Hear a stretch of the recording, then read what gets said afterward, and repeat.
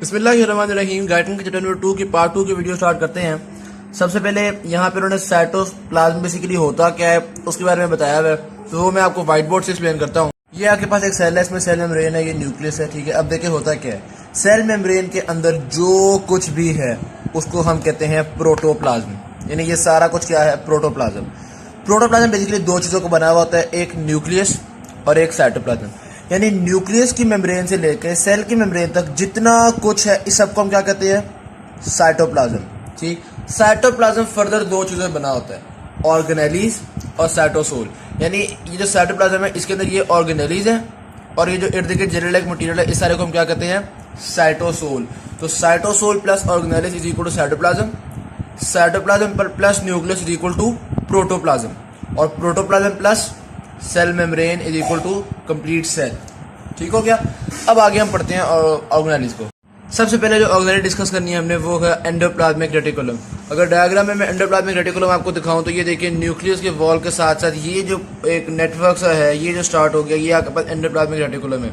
Endoplasmic reticulum आगे basically transport में help करता है, सेल के अंदर भी और सेल के बाहर भी। सेल के अंदर किस तरह से, मिसाल के तौर पर कोई सब्सटेंस है वो यहाँ से यहाँ ट्रांसपोर्ट करना है, यहाँ से एंडोप्लाज्मिक रेटिकुलम में एंटर होगा, एंडोप्लाज्मिक रेटिकुलम सब्सटेंस को कर कर यहाँ से निकाल देगा। तो सेल के अंदर तो चूंकि ये एक्सटेंसिव इतना ज़्यादा होता है, ये ट्रांसपोर्ट बहुत आसानी से कर पा रहा होता है, वैसे वेसिकल्स भी फॉर्म कर रहा होता है। अच्छा, फिर होता है कि खासतौर पर अगर कोई चीज़ सेल से बाहर भेजनी है तो एंडोप्लाज्मिक रेटिकुलम में वो चीज़ एंटर होती है, एंडोप्लाज्मिक रेटिकुलम उसको एक वेसिकल बना देता है, एक बैलून के अंदर उस चीज़ को इनक्लोज कर देता है, फिर वो बैलून सेल से बाहर चला जाता है।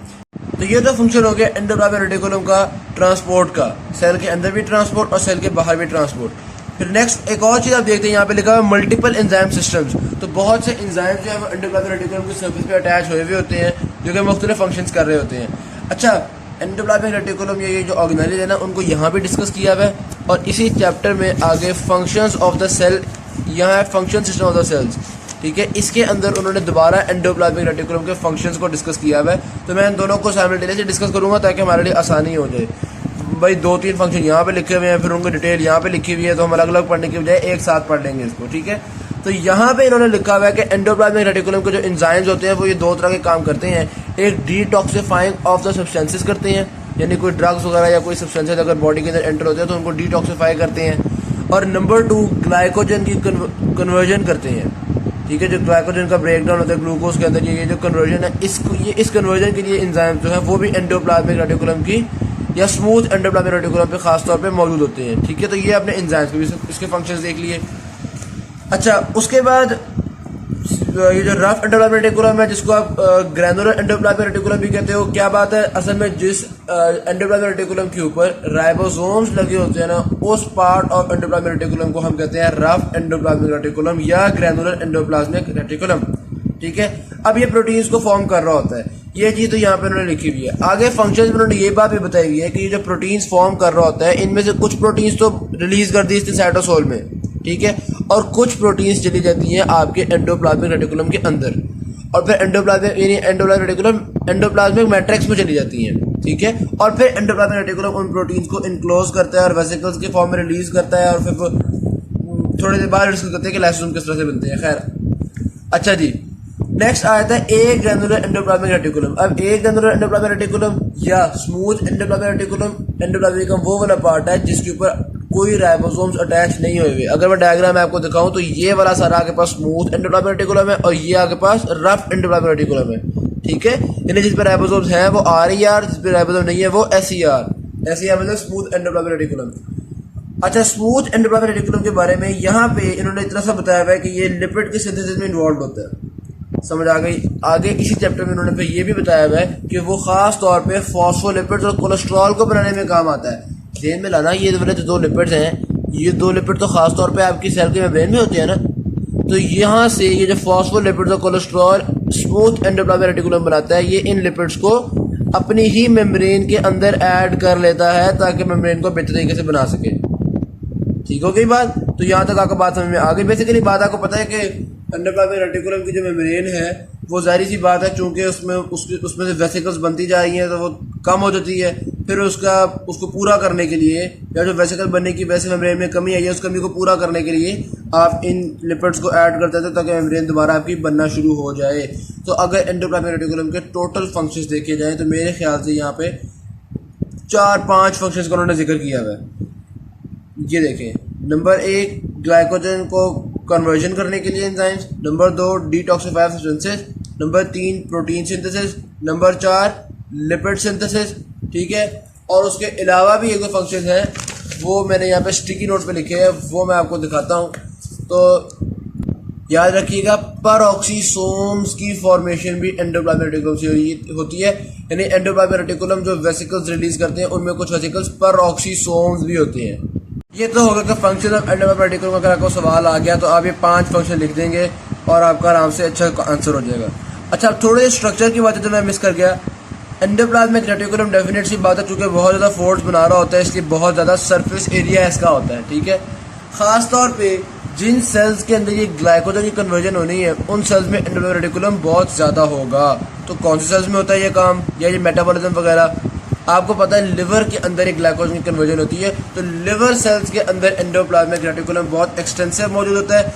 यहाँ पे जो उन्होंने बात की हुई है कि लिवर सेल्स के अंदर जो एंडोप्लाज्मिक रेटिकुलम का एरिया है वो सेल की मेम्ब्रेन के एरिया से 30 to 40 टाइम्स ज़्यादा एरिया होता है। ठीक है, तो ये चीज़ आपने यहाँ पे देख ली। इसी तरह से अगर सिक्रीशंस वाले सेल हैं तो उन सेल के अंदर गोल्जी अपरेटस और एंडोप्लाज्मिक रेटिकुलम ज़्यादा तादाद मौजूद होगा।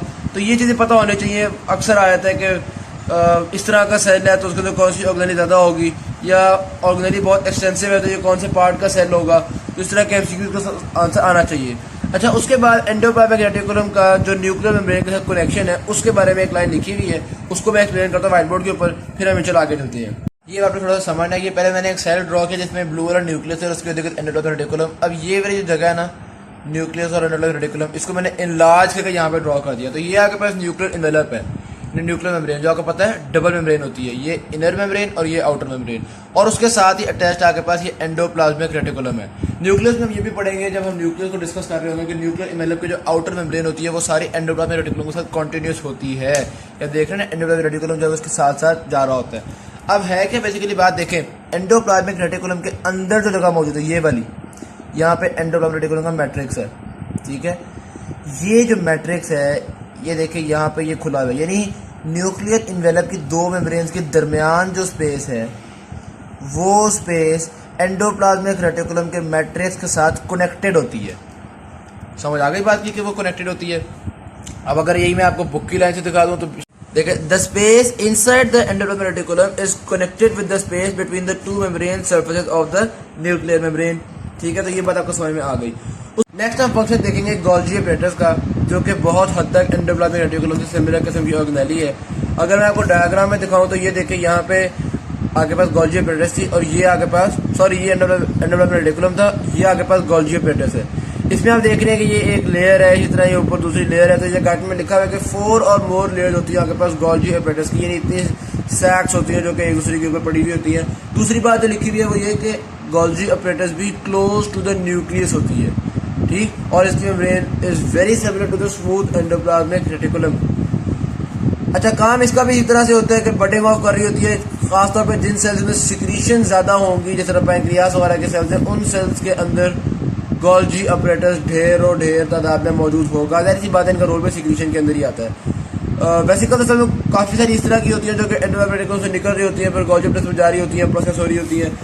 तो यहाँ पर तो इतनी ज़्यादा डिटेल इस बारे में नहीं दी हुई, लेकिन जो आगे मैंने आपको बताया था चैप्टर में, उन्होंने function system of the cells की काफ़ी चीज़ों की डिटेल्स दी हुई हैं। तो यहाँ पे अगर मैं आपको बताऊँ तो गोल्जी अपरेटस के बारे में उन्होंने क्या बताया है उस चीज़ के ऊपर देखिएगा। तो ये देखें, पहले तो उन्होंने ये बताया है कि कुछ ऐसे कार्बोहाइड्रेट्स होते हैं जो गोल्जी अपरेटस फॉर्म कर रही होती है, जो और कहीं फॉर्म नहीं हो रहे होते। उनमें से 2 का नाम उन्होंने लिखा हुआ है, जैसे कि हाइलुरोनिक एसिड और कॉन्ड्राइटिन सल्फेट। ठीक, फिर फर्दर ये जो हाइलुरोनिक एसिड और कॉन्ड्राइटिन सल्फेट आपके पास गोल्जी अपरेटस बना रही है, ये कितने इंपॉर्टेंट है, इनका क्या काम है, ये उन्होंने आगे लिखा हुआ है कि 4 तरह के काम लिखे हुए हैं। ये म्यूकस और ग्लैंडुलर सिक्रीशंस में होती है। इसी तरह से ये आपके एक्स्ट्रासेलुलर मैट्रिक्स का कंपोनेंट है, आपके कार्टिलेज और बोन का ऑर्गेनिक मैट्रिक्स बना रही होती है, और आपकी सेल की जो माइग्रेशन और प्रोलिफरेशन वगैरह है उसमें इसका रोल होता है। तो यहाँ पे आपने देखा कि 4 फंक्शन आगे पास हाइलुरोनिक एसिड और कॉन्ड्राइटिन सल्फेट के। तो ये गोल्जी अपरेटस का ही फंक्शन एक तरह से चल रहा है। ठीक है, इसी तरह जब जैसे मैंने आपको बताया कि एंडोप्लाज्मिक रेटिकुलम की सिक्रीशन होती है या कुछ वेसिकल होती है वो कई दफ़ा गोल्जी एपरेटस में जाती है प्रोसेस होने के लिए मजीद। तो यहाँ पे अब आप ये देख रहे हैं कि उन्होंने स्पेसिफिकली बताया है क्या प्रोसेस किया जाता है। गोल्जी एपरेटस के अंदर कई दफ़ा ग्लाइकोजन या कार्बोहाइड्रेट्स ऐड किए जाते हैं आपके सिक्रीशंस के अंदर। मिसाल के तौर पे प्रोटीन्स आई और गोल्जी एपरेटस ने उनको ग्लाइकोप्रोटीन्स बना दिया, ठीक है। तो कार्बोहाइड्रेट्स ऐड किए, एक पहले हमने पढ़ा कार्बोहाइड्रेट्स कुछ प्रोड्यूस करती है, दूसरा हम देख रहे हैं कार्बोहाइड्रेट्स को ऐड भी कर रही है, ठीक है। तो एंडोप्लाज्मिक रेटिकुलम से आने वाली चीजों के अंदर कार्बोहाइड्रेट्स को ऐड कर दिया गोल्जी एपरेटस ने, ये तो उसका एक काम हो गया। दूसरा गोल्जी एपरेटस जो है वो एंडोप्लाज्मिक रेटिकुलम से आने वाली सिक्रीशंस को कॉम्पैक्ट भी करती है, ठीक है। तो ये मुख्तलिफ तरह का फंक्शंस आप देख रहे हैं जो एंडोप्लाज्मिक रेटिकुलम से आने वाली चीजों के ऊपर हो रहे हैं। अब हम एक तरह से ना एक लाइसोसोम की फॉर्मेशन को डिस्कस करते हैं जिससे हमें एंडोप्लाज्मिक रेटिकुलम, गोल्जी एपरेटस और फिर फाइनली उसके लाइसोसोम के रिलीज तक एक हमें एक साइकिल समझ आए कि ये बेसिकली होता किस तरह से है। तो उसको समझने के लिए हम सेल की डायग्राम की तरफ चलते हैं ताकि हम दोनों ऑर्गेनाइज को बेहतर तरीके से समझ सकें। अब हुआ क्या, बेसिकली रफ एंडोप्लाज्मिक रेटिकुलम पे लगे हुए राइबोसोम ने प्रोटीन प्रोड्यूस की, कोई एंजाइम प्रोड्यूस किया, ठीक है। वो एंजाइम आपके अंदर आ गया, एंडोप्लाज्मिक रेटिकुलम में आ गया। एंडोप्लाज्मिक रेटिकुलम ने उस एंजाइम को एक वेसिकल में क्लोज कर दिया, ठीक है। ये वेसिकल मोहतरम जो है ये गए आपके पास इधर गोल्जी एपरेटस में, और वेसिकल जाके गोल्जी एपरेटस से लग गई और वेसिकल के अंदर जो मटेरियल था वो गोल्जी एपरेटस के अंदर डाल दिया गया, ठीक है। गोल्जी एपरेटस के अंदर वो एंजाइम प्रोसेस हुआ, कॉम्पैक्ट हुआ, वो जो जो उसके प्रोसीजर्स कर रहे थे वो गोल्जी एपरेटस ने किए, और फिर गोल्जी एपरेटस ने एक और वेसिकल के अंदर उन चीज़ों को रिलीज़ कर दिया, और यहाँ से आपके पास लाइसोसोम का रिलीज हो गया। तो इस तरह से एक लाइसोसोम प्रोड्यूस हुआ कि आपने देखा वो एंडोप्लाज्मिक रेटिकुलम से भी गुजरा और गोल्जी एपरेटस से भी गुजरा। तो काफ़ी ज़्यादा वेसिकल्स जो होते हैं वो इस तरह फाइनल रिलीज कहाँ से हो रहे होते हैं, गोल्जी एपरेटस से। लाइसोसोम फाइनली पिंच ऑफ कहाँ से हो रहा है, गोल्जी एपरेटस से। अलबत्ता कुछ फाइनली एंडोप्लाज्मिक रेटिकुलम से भी रिलीज हो जाते हैं, जैसा कि आपका जो पेरोक्सिसोम्स है वो फॉर्म ही एंडोप्लाज्मिक रेटिकुलम से हो रहे होते हैं या एंडोप्लाज्मिक रेटिकुलम से पार्ट ऑफ होकर फॉर्म हो रहे होते हैं, ठीक है। तो ये आपने देख लिया गोल्जी एपरेटस ने किस तरह से काम किया। अच्छा, उसके अलावा एक दो और फंक्शन भी लिखे हुए हैं। ये जो आपके पास रिलीज किए ना गोल्जी एपरेटस ने, जो वेसिकल्स रिलीज किए हैं, ये वेसिकल्स आपकी सेलुलर मेम्ब्रेन्स को रिप्लेनिश करने के भी काम आते हैं। यानी इन वेसिकल्स की जो मेम्ब्रेन है वो जहाँ कहीं मेम्ब्रेन की कमी होती है उस मेम्ब्रेन की कमी को भी पूरा करने के लिए काम आती है। जो बात यहाँ पे उन्होंने डिस्कस की हुई है कि सेल मेम्ब्रेन, जाहिर बात है एंडोसाइटोसिस एक्सोसाइटोसिस वगैरह हो रही है, सेल मेम्ब्रेन काफ़ी कम हो गई मिसाल के तौर पे, ठीक है। या आपके माइटोकॉन्ड्रिया की मेम्ब्रेन, एंडोप्लाज्मिक रेटिकुलम की, इनकी मेम्ब्रेन कम हो गई ट्रांसपोर्ट की वजह से, वेसिकल्स बनाने की वजह से। तो उस मेम्ब्रेन को रिप्लेनिश करने के लिए, उस मेम्ब्रेन को दोबारा उतना करने के लिए गोल्जी एपरेटस से रिलीज होने वाले वेसिकल्स जाती हैं और वो मेम्ब्रेन को पूरा कर लेती है, ठीक। तो ये आपने देखा गोल्जी एपरेटस के मुख्तलिफ तरह के फंक्शन यहाँ पे आपके सामने आए। फिर इन्हीं गोल्जी एपरेटस से ऐसी वेसिकल्स भी फॉर्म होती हैं जो सब्सटेंसेस को सिक्रीट कर देती हैं, जो सब्सटेंसेस को सेल से बाहर सिक्रीट करने में काम आती है। जिस तरह आपको पता है पैंक्रियास वगैरह में अगर एंजाइम्स या हार्मोन्स को सिक्रीट किया जा रहा है तो वो इसी तरह से किया जा रहा होता है। ये जो मैंने मैकेनिज्म एक्सप्लेन किया था ना, उसकी यहाँ पे भी एक डायग्राम देख लें। रफ एंडोप्लाज्मिक रेटिकुलम से smooth endoplasmic reticulum, smooth endoplasmic reticulum से ये आपने देखा ट्रांसपोर्ट वेसिकल्स फॉर्म हुई, ट्रांसपोर्ट वेसिकल्स जाके गोल्जी एपरेटस में लग गई, गोल्जी एपरेटस में ये प्रोसेस हुई, प्रोसेस होकर गोल्जी एपरेटस से ये सिक्रीटरी वेसिकल्स निकली या गोल्जी एपरेटस से लाइसोसोम्स निकले, मुख्तलिफ तरह की वेसिकल्स निकलती हैं। तो जो सिक्रीटरी वेसिकल थी वो आपने देखा गई जाकर सेल मेम्ब्रेन से उन्होंने बाहर सिक्रीट कर दिया, जो भी हार्मोन था, जो भी चीज़ थी उसको उसने बाहर सिक्रीट कर दिया। तो गोल्जी एपरेटस के अगर फंक्शंस की बात की जाए तो यहाँ पर फंक्शन लिखे हुए हैं। सिक्रीशन में कार्बोहाइड्रेट ऐड करते हैं, कुछ कार्बोहाइड्रेट्स को प्रोड्यूस करते हैं जैसे हेलुरोनिक एसिड या कोडाइटन सल्फेट। उसके अलावा मेम्ब्रेन्स को रिप्लेनिश करती हैं, इससे निकलने वाली वेसिकल्स, और एंडोप्लाज्मिक रेटिकुलम की सिक्रीशन को कॉम्पैक्ट करते हैं और लाइसोसोम्स को फॉर्म करते हैं या अदर सिक्रीटरी वेसिकल्स को ये फॉर्म कर रहे हैं। तो गोल्जी एपरेटस के भी 5 फंक्शंस हो गए। अगर ये भी आपको क्वेश्चन आ जाए तो आप ये फंक्शन लिखेंगे, अच्छा आपका आंसर हो जाएगा। अच्छा, ये फंक्शन आपने देख लिए। फिर ये जो चीज़ मैंने पढ़ी है ना, इसके यहाँ पे इन्होंने टाइम भी लिखा हुआ है कि कौन सा काम कितनी देर में होता है। तो उन्होंने कहा है कि प्रोटीन अगर फॉर्म होनी है तो 3 से 5 मिनट के अंदर वो प्रोटीन फॉर्म होकर आपके रफ एंडोप्लाज्मिक रेटिकुलम में आ जाती है, ठीक। फिर उस तकरीबन 20 मिनट में, टोटल टाइम शुरू से लेकर 20 मिनट में ये प्रोटीन यहाँ से निकली और गोल्जी एपरेटस के अंदर तक आ गई, और टोटल सेल से बाहर निकलने तक इसको 1 से 2 घंटा लगता है। 1 से 2 घंटे के अंदर ये प्रोटीन पूरा या प्रोसीजर करके सेल से बाहर सिक्रीट भी हो जाती है। तो ये उन्होंने यहाँ पे आपके पास टाइमिंग्स लिख दी है सारी। यहाँ तक आपके पास गोल्जी ऑपरेटर्स कंप्लीट होता है। उसके बाद डिस्कस करते हैं हम लाइसोसोम्स को। लाइसोसोम्स को बेसिकली वैसे तो हम काफ़ी हद तक डिस्कस कर ही चुके हैं कि किस तरह से ये फॉर्म हो रहा है, आपने वो भी चीज़ चेक कर ली है। बहरहाल इसका डायमीटर देख लिया 250 से 750 नैनोमीटर होता है। फॉर्म आपको पता है, गोल्जी ऑपरेटर से बर्ड ऑफ होकर या पिंच ऑफ होकर लाइसोसोम्स फॉर्म हो रहे होते हैं। लाइसोसोम्स का काम क्या होता है भाई? इनके अंदर डाइजेस्टिव एंजाइम्स होते हैं जो मुख्तलिफ चीज़ों को डाइजेस्ट करते हैं। किस तरह की चीज़ों को डाइजेस्ट करते हैं? तो 3 तरह की चीज़ों को डाइजेस्ट कर रहे हैं। नंबर 1, जो सेलुलर स्ट्रक्चर्स डैमेज्ड है, मिसाल के तौर पे माइटोकॉन्ड्रिया बूढ़ा हो गया है, सेल ने कहा यार अब इस माइटोकॉन्ड्रिया को ज़ाया कर दो, लाइसोसोम आएगा, इस माइटोकॉन्ड्रिया को ख़त्म कर लेगा, खा जाएगा या रीयूज़ कर लेगा, रिसाइकिल कर लेगा। इसको आप ऑटोफेगी भी कहते हैं। नंबर 2, फूड पार्टिकल्स हैं, एंटर हुए हैं, प्रोटीन्स आई हैं, कोई कार्बोहाइड्रेट्स आए हैं, तो लाइसोसोम ने उनको डाइजेस्ट कर देना है। और नंबर 3, अनवांटेड मैटर आ गया, कोई बैक्टीरिया वगैरह एंटर हो गया, तो लाइसोसोम ने उनको भी ख़त्म कर देना है, फारिग कर देना है। ठीक हो गया। अब आगे हम देखते हैं कि लाइसोसोम के अंदर किस तरह के एंजाइम्स होते हैं। तो लाइसोसोम्स के अंदर आपके पास हाइड्रोलिटिक एंजाइम्स होते हैं। ये हाइड्रोलिटिक एंजाइम्स किस तरह से काम करते हैं, किस तरह से फंक्शन करते हैं, किसी भी प्रोटीन को ब्रेक डाउन करने के लिए, किसी भी लिपिड को ब्रेक डाउन करने के लिए, किसी भी कार्बोहाइड्रेट को ब्रेक डाउन करने के लिए, वो मैं आपको व्हाइट बोर्ड पर शो करता हूँ। ये एक कंपाउंड आपके पास मौजूद है। मैंने सिर्फ ये बॉन्ड शो किया है। एक्स भाई कोई भी स्ट्रक्चर होता है, भाई अमाइनो एसिड है, फैटी एसिड है, कुछ भी है, इसी तरह वाई भी कुछ भी है, ये वो छोड़ते हैं। बस ये एक कंपाउंड है। हाइड्रोलेज आएगा, एक ना H2O को पकड़ेगा, इस H2O को तोड़ के H बनाएगा और OH बना देगा। ठीक है। ये वाला जो मोहतरम है ना, इसको OH दे देगा, तो ये वाले मोहतरम खुश हो जाएंगे। ये XH और आगे से ये, बल्कि XH मैं आपको ब्लैक से शो करता हूँ, इनके पास ये XH और आगे OH आ गया वाटर का, तो इसको तो OH ही चाहिए था ना, तो OH मिल गया, ये अलग हो गया। इन मोहतरम को वाटर का H दे देगा कि भाईजान आप ये लो H। ठीक। इन दोनों मोहतरम को खुश कर दिया, लेकिन जो टोटल बड़ा कंपाउंड था वो कंपाउंड 2 पार्ट्स में छोड़ दिया, तोड़ दिया एक वाटर को यूज़ करते हुए। तो ये होते हैं आपके पास हाइड्रोलिटिक एंजाइम्स। तो ये आपने देखा कि वाटर को यूज़ करते हुए या हाइड्रोलिसिस से इसने बुरी तरह से हर चीज़ को तोड़ देना है उसके कंपोनेंट्स में। तो शुक्र है कि ये जो एंजाइम्स होते हैं ये लाइसोसोम की मेम्ब्रेन के अंदर ही होते हैं। अगर किसी सूरत हाल में लाइसोसोम की मेम्ब्रेन ब्रेक कर गई या लाइसोसोम बर्स्ट कर गए और ये एंजाइम बाहर सेल में आ गए, भाई इन्होंने सेल को बख्शना ही नहीं है, इन्होंने हर चीज़ को डाइजेस्ट कर ही जाना है, सेल फारिग हो जाएगा, तबाह हो जाएगा। तो यही वजह है कि हम यहाँ पर उन्होंने यही लिखा हुआ है कि ये बहुत डैमेजिंग हो जाता है अगर लाइसोसोम की जो मेम्ब्रेन है वो डिस्ट्रॉय हो जाए या बर्स्ट कर जाए और ये जो डाइजेस्टिव एंजाइम है ये आपके पास बाहर आ जाए। ठीक है। नेक्स्ट ऑर्गेनेली आती है आपके पास पेरोक्सोसोम। पेरोक्सोसोम और लाइसोसोम में फ़र्क क्या है? 2 बेसिक फ़र्क है। लाइसोसोम में हाइड्रोलिटिक एंजाइम्स थे, पेरोक्सोसोम में ऑक्सीडेजेस होंगे। लाइसोसोम गोल्जी ऑपरेटर से निकल रहा था, पेरोक्सोसोम एंडोप्लाज्मिक रेटिकुलम से निकलेगा। ये 2 बेसिक से फ़र्क है इनके पास। अब पेरोक्सोसोम को जो ऑक्सीडेजेस है उन्होंने काम क्या करना है? उन्होंने भी डिटॉक्सिफिकेशन में अपना रोल प्ले करना है मुख्तलिफ चीज़ों को। जिस तरह वो बता रहे हैं कि अगर एक इंसान अल्कोहल पीता है तो उसके सेल्स के अंदर आने वाली आधी अल्कोहल जो है तकरीबन वो तो आपके यही पेरोक्सोसोम्स ही उनको डिटॉक्सिफाई कर देते हैं। ठीक है। तो करना किस तरह से है सारा काम? जाहिर बात है ऑक्सीडेजेस है तो उन्होंने ऑक्सीडेशन करनी है मुख्तलिफ सब्सटेंसेस की। ऑक्सीडेशन करके हाइड्रोजन पेरोक्साइड फॉर्म करेंगे। हाइड्रोजन पेरोक्साइड खुद फिर एक ऑक्सीडाइजिंग सब्सटेंस है।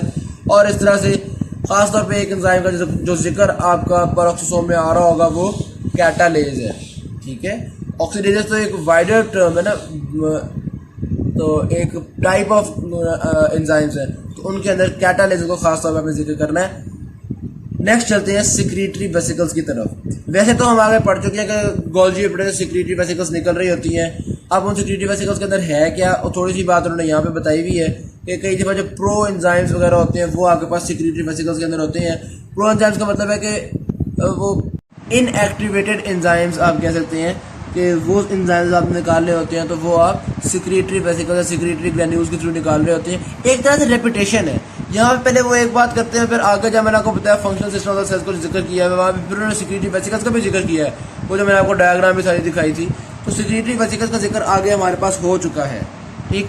नेक्स्ट हम आते हैं माइटोकॉन्ड्रिया की तरफ। माइटोकॉन्ड्रिया बेसिकली आपके पास power house of the cell होता है। इसने एनर्जी बनानी होती है। ठीक है।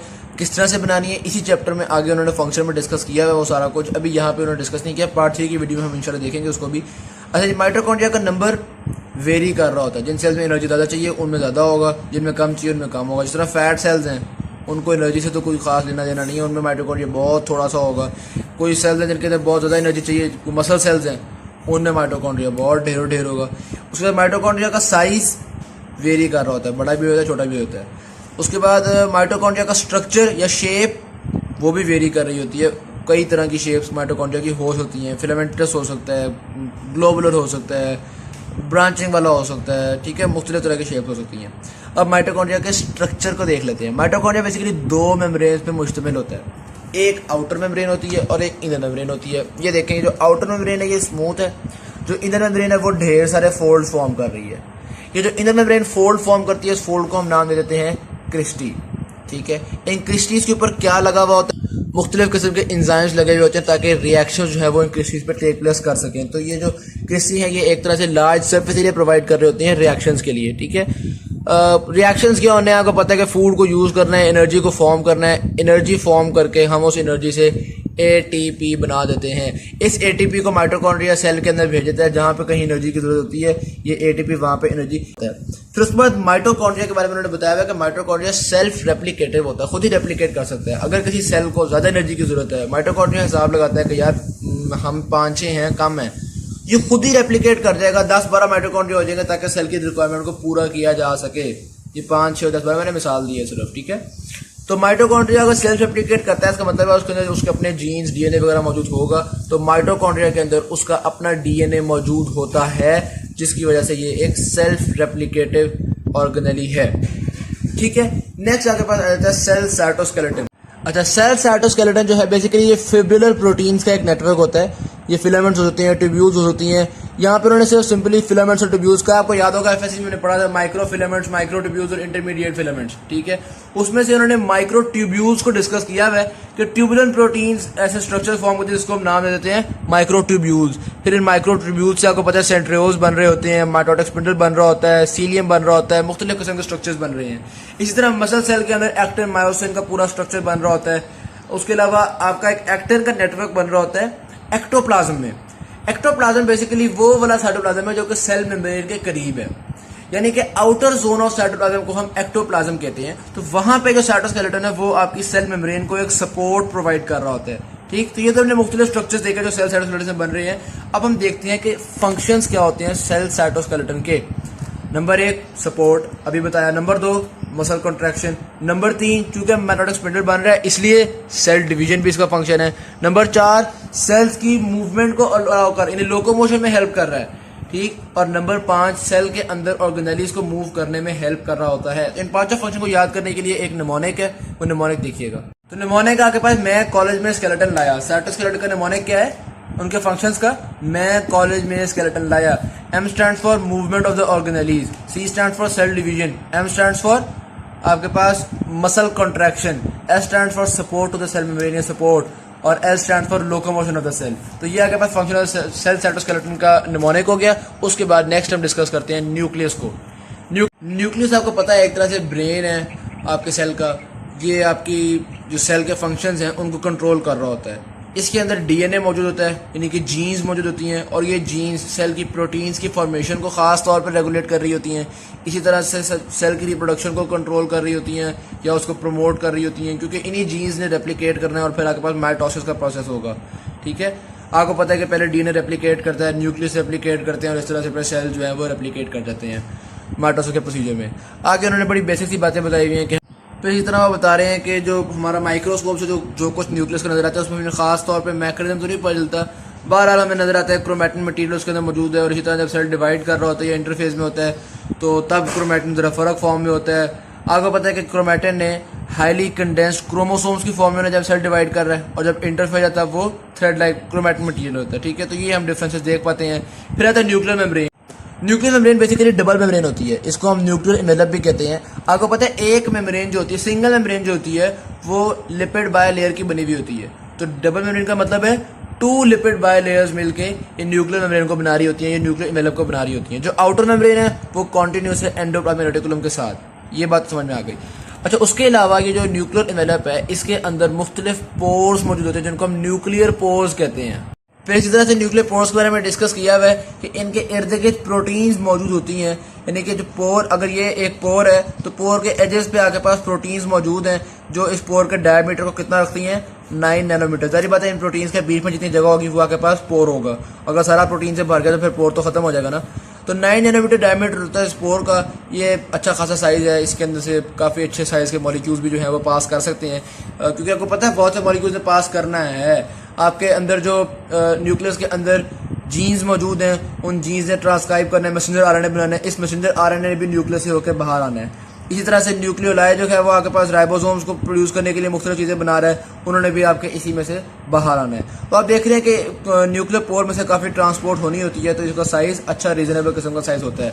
फिर आगे आते हैं nucleolide and the formation of ribosomes. Nucleolide अगर आपसे फंक्शन पूछा जाए तो ये राइबोसोम्स के प्रोडक्शन में इन्वॉल्व होता है। न्यूक्लियोलाइड बनावा किस चीज़ से है, आरएनए और प्रोटीन से। अगर मैं पूछूं राइबोसोम किस चीज़ के बने हुए हैं, तो राइबोसोम भी आरएनए और प्रोटीन से बने हुए होते हैं। तो सिंपल सी चीज़ है, जाहिर सी बात है राइबोसोम्स को भी बनाने वाली चीज़ क्या होगी, डीएनए। तो डीएनए मैसेज भेजेगा। डीएनए ज़्यादातर मटेरियल जो होता है वो सेल से बाहर साइटोप्लाज्म में भेज देता है, और कुछ मटेरियल जो है वो आपके पास न्यूक्लियोलाइड के अंदर भी भेज देता है। तो अगर ऐसे पूछा जाए कि मैचुरेशन ऑफ राइबोसोम्स कहाँ हो रही है या फाइनल प्रोडक्शन ऑफ राइबोसोम्स कहाँ हो रही है, तो वो तो साइटोप्लाज्म के अंदर ही हो रही होती है। लेकिन राइबोसोम्स की प्रोडक्शन को हेल्प कौन कर रहा है, न्यूक्लियोलस। या राइबोसोम की प्रोडक्शन फंक्शन किस चीज़ का है, न्यूक्लियोलस। ठीक हो गया, ये न्यूक्लियोलाइड। एक तरह से आप कह सकते हैं कि न्यूक्लियस के अंदर राइबोसोम की प्रोडक्शन स्टार्ट हुई और राइबोसोम की प्रोडक्शन कंप्लीट कहाँ पे हुई, न्यूक्लियस से बाहर साइटोप्लाज्म के अंदर। ठीक, उसके बाद आया था आपके पास comparison of animal cell with pre cellular forms of life. इसके अंदर बेसिक सी बातें की हुई हैं कि हमें पता है सेल जो है वो पहले इतना कॉम्प्लेक्स नहीं था जितना आज है। इट्स बेसिकली स्मॉल वायरस से ये स्टार्ट हुआ, फिर ऐसे ऐसे लार्ज वायरस बने, फिर बैक्टीरिया बना, फिर उनके अंदर न्यूक्लियस वाला बनना शुरू हुआ। एक तरह से सेल की एवोल्यूशन के बारे में बेसिक सी बातें उन्होंने बताई हुई हैं कि ये आप देख सकते हैं नीचे उन्होंने नेम किया हुआ है कि कौन कौन से ऑर्गेनिज्म। ऐसे ऐसे सेल का साइज भी बड़ा होता गया और आज जो लाइफ है वो एग्जिस्ट करना शुरू हो गई। पहले क्या होता था, जो वायरस था उसमें सिर्फ एक कोई न्यूक्लिक एसिड यानी डीएनए या आरएनए एक प्रोटीन कोड के अंदर मौजूद होता था, बस इतनी सी चीज़ थी वायरस। फिर आहिस्ता आहिस्ता मेम्ब्रेन बनना शुरू हुई इसके इर्द गिर्द। फिर इसी तरह यहाँ पे उन्होंने डिस्कस किया, ये देखें मेम्ब्रेन की फॉर्मेशन होना शुरू हुई, फिर स्पेशल केमिकल्स इसके अंदर फॉर्म होना शुरू हुए, फिर आहिस्ता आहिस्ता एंजाइम्स आना शुरू हुए, फिर मुख्तलिफ ऑर्गेनाइज आना शुरू हुई, फिर न्यूक्लियस डेवलप होना शुरू हुआ, जिसके बाद आपके पास यूकैरियोट्स बनना शुरू हुए, और करते करते करते करते आज जो सेलुलर फॉर्म मौजूद है वहाँ तक हम लोग एवोल्यूट कर गए। तो यहाँ पे एवोल्यूशन का जिक्र किया हुआ है। तो यहाँ तक पार्ट 2 की वीडियो कंप्लीट होती है। कोई कन्फ्यूजन है तो कमेंट सेक्शन में ज़रूर पूछिएगा। Thank you very much. अल्लाह हाफिज़।